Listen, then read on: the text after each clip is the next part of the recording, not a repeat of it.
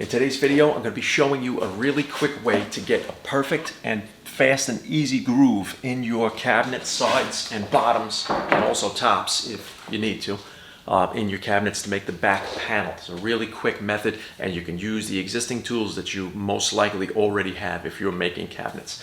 So you can see behind me here, these back panels are already in on these. These are the uppers. It's perfectly sitting in the back, all completely sealed up, and it appears to be encased in there, which it is. So I'm going to show you really quick how to do that. Let's get started on making these grooves, and I'll show you how simple it can be. Okay, so quick couple of things that you need to know. Number one, you need to know what size panel that you're working with. This is actually a 6mm pre-finished maple plywood. You can see I'm building all these cabinets with pre-finished maple, and what that means is that there is a UV coating, polyurethane, chemical resistant, water resistant finish already on the inside of the cabinets. That's going to save me a ton of time and actually a ton of money, because for just about $10 more per sheet, I was able to get this rather than having to go buy extra finish and spray the insides of the cabinets instead of having to finish both the inside and the outside. Now I'll only have to worry about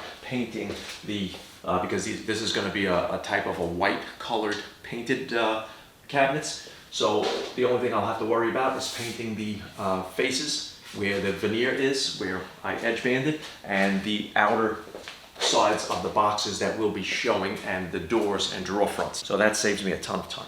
So I have 6mm plywood, and what we're aiming for here is for the plywood to fit into the groove with just about 1 or 2 millimeters of space on each side, so that your panel drops in like that and it slides freely in there. Now remember, this is not a load-bearing panel. It's not like a drawer where you need it to fit tight, so you can use a different bit for that to make it a little bit more snug if you're making 1/4-inch bottom drawers. So what we need here, and I'm assuming that if you're watching this video and you're learning to build cabinets, or you're trying to build your own cabinets, you're already into woodworking and cabinet making and things like that, and you want to try to do something like this yourself. So any router, any trim router that you have, or any router in general that you have to have what's called an edge guide. Most of you already know what an edge guide is. The router right here, I actually have a spiral upcut bit, and what this does is gives me just a really chip out free, clean cut to make this groove. So I have this set to half the depth of the plywood. I'm working with 18mm plywood, so it is 9mm in plunge depth. So I have that set to 9mm in height. I have my edge guide set 21mm in, and the reason for that is I need nailer boards on the back, or nailer strips, that will screw to the actual the wall to secure the cabinets. So let me show you exactly what that looks like. Come over here and I'll show you the back of the cabinet. So this is actually 2 separate cabinets. I'm going to pull out the smaller one because it's going to be much easier for me to turn this around to show you. So the back panel is recessed here in the groove, and these are 18mm thick pieces of plywood that are in there not only to keep the box stable and square and rigid, but once you screw through the back of your cabinet into the studs in the wall to secure it, this is your nailer board that's going to keep everything flush to that wall. Gives you that meat to hang on. You cannot just screw through a 1/4-inch piece of plywood without having something like this here and expect it to sit on the wall and actually stay there and not just fall off and break right through it. You need some meat on the bones, you know what I mean? All right, so let's get this back in place over here. This is just going to sit like this. There's a couple of ways you can do it. Number one, you can take your 18mm plywood and you can put it right up against the edge of the back of the plywood. You can flush that up, and then you can just make a pencil mark right where you're going to make your groove, and then you can measure over half the distance of the bit that you're using. In my case, I'm using a 6mm bit, which is just slightly oversized, because the plywood is actually not 6mm. It's like 5.5 or just under 6mm. Or if you were to go and pick that up in like a home center, it would say like 11/32 or some random crazy fraction that you have no idea about. So if I'm using a 6mm bit, half of 6 is 3, and the plywood is 18mm. So I would just take my tape and I would mark out There's 18, and then half the size of the bit. 18 is accounting for the thickness of the plywood, 18 millimeters, and then 3 millimeters, which is half the size of the router bit, and that will get the groove centered on the router bit. We'll just mark out 21 millimeters. Now this particular router is a Festool router, and this is the edge guide that's going to follow along the edge where I need to make the groove. I have the depth setting on there, has good dust collection. This particular router and all of Festool routers actually have a center line on all of the sides of the router.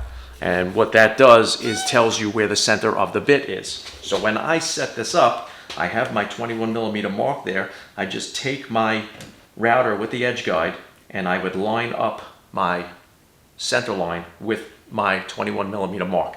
And that's how I know I'd be cutting the groove exactly 21 millimeters centered for the back panel. The real key here is consistent pressure inward and downward on the piece so that you don't wander off and skew the groove, because that'll mess everything up for you. So what you want to do is you want to come in here and you want to, at the front, you want to put pressure on the guide at the front until it contacts both sides of the edge guide. Now on the end, what you need to worry about is as you're getting to the end, if you're still putting pressure towards the front, the router's going to want to come off the edge. As soon as you finish, you're going to go this way. So what you need to do is take your pressure from the front and transfer it to the back of the edge guide, twisting this way. So basically what you'll do is you'll keep pressure on the edge, and as soon as you get this piece off, you're putting pressure on the back edge, and then you want to come straight off just like that. Also want to make sure that you're starting the router off the workpiece and you're not hitting the bit against it, because it will, as soon as you start it up, if you're hitting the wood, it's going to take off on you. You could get injured, so be careful. Make sure that the bit is well away from the workpiece as you start up the router.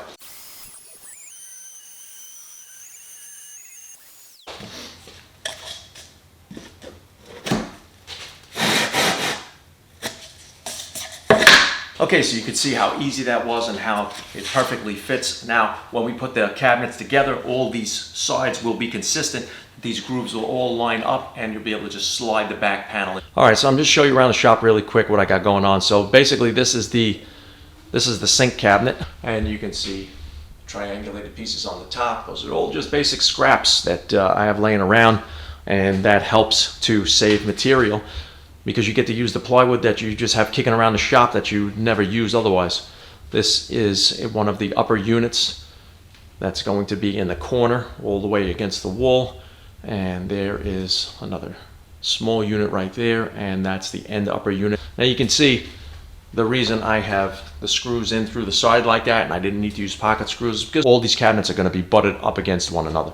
You can see here I'm working on the pork bench, because all my crosscut station and everything is taken up right now. Okay guys, so that's it for today's video. I really hope that you guys found it useful. I hope that if you're building cabinets, all these little tips that I'm putting out there help you guys out. Remember, you can do this with any trim router that you have. It doesn't have to be a trim router. You could do it with a regular full powered router. Just you have to have an edge guide. Otherwise, you're not going to get the consistency. You could also do this on a router table. So if you have a router table, that's the same thing. You just set up the fence to your dimensions, put the depth of the router bit to half the depth of the plywood, and just go to town routing your grooves. All right, guys. I hope you guys enjoyed the video. I will see you next time. And make sure, if you're not subscribed already, you hit that subscribe button, and also hit the picture of a notification bell. That will notify you every time I upload a new video, which is going to be pretty much on a regular basis, because there's a lot going on here, and I'd like to get it all on film for you. So stick with me, guys. All right, I got a lot to do. Also check the links in the description for any of the tools that I use. Those are my affiliate links, so check those out. All right, I will see you guys next time. Thanks for joining me in the shop, and have a great weekend.